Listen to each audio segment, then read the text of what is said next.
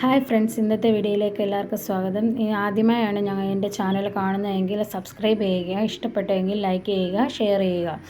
ഇന്നെന്ന് പറയുന്നത് ഞാൻ അംഗൻവാടിയുടെ ഇൻ്റർവ്യൂവിന് ഞാനും പോയിട്ടുണ്ടായിരുന്നു. അതിൽ എന്നോട് ചോദിച്ച ക്വസ്റ്റ്യൻസ് ആണ് ഞാൻ പറയുന്നത്.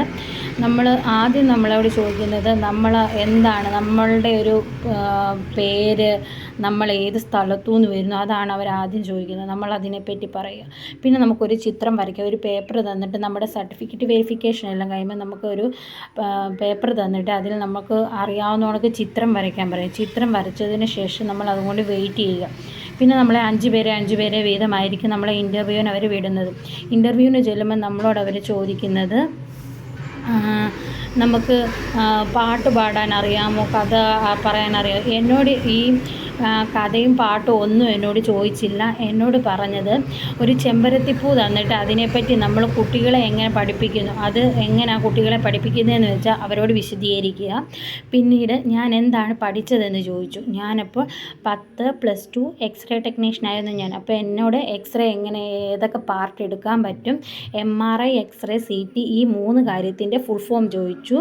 പിന്നീട് എന്നോട് പറഞ്ഞത് എക്സ്റേ പറ്റി എല്ലാം ചോദിച്ചു കഴിഞ്ഞെല്ലാം എന്നോട് ചോദിച്ചു H2O എന്ന് പറഞ്ഞാൽ എന്താണെന്ന് ചോദിച്ചു. അപ്പോൾ ഞാൻ പറഞ്ഞു വാട്ടർ എന്നാണെന്ന്. അപ്പോൾ എന്നോട് പിന്നെ മറിച്ചും തിരിച്ചു വിട്ട് ചോദിക്കണം, വാട്ടറിൻ്റെ രാസനാമം എന്താണെന്ന് ചോദിച്ചു. ഞാൻ പറഞ്ഞു H2O. എന്നോട് ഇത്രയും ക്വസ്റ്റ്യൻസേ ചോദിച്ചുള്ളൂ. ഒത്തിരി ക്വസ്റ്റ്യൻസ് ഒന്നും ആരോടും ചോദിക്കുന്നില്ല.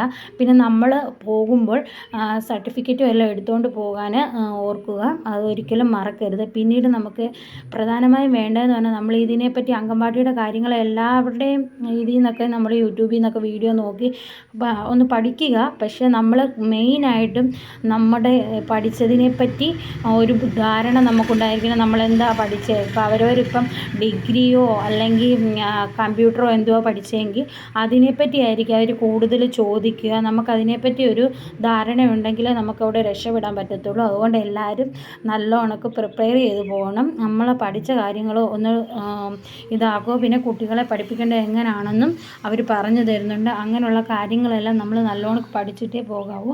പല ക്വസ്റ്റ്യൻസ് ചോദിക്കുമായിരിക്കും. പക്ഷേ നമ്മൾ കൂടുതലായി നമ്മളെ കുട്ടികളെ പഠിപ്പിക്കുന്ന കാര്യങ്ങൾ എങ്ങനെയാണെന്നുള്ളതാണ് അവർ ചോദിക്കുന്നത്.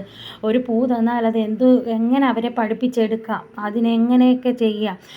പലരോടും പലതാണ് ചോദിക്കുന്നത്. ഞാൻ അതിന് മുന്നേ നിന്നവരോട് ചോദിച്ചപ്പോൾ അവർ പറഞ്ഞു അവരോട് പാട്ട്, കഥ അങ്ങനെയൊക്കെ പറയാൻ പറഞ്ഞു.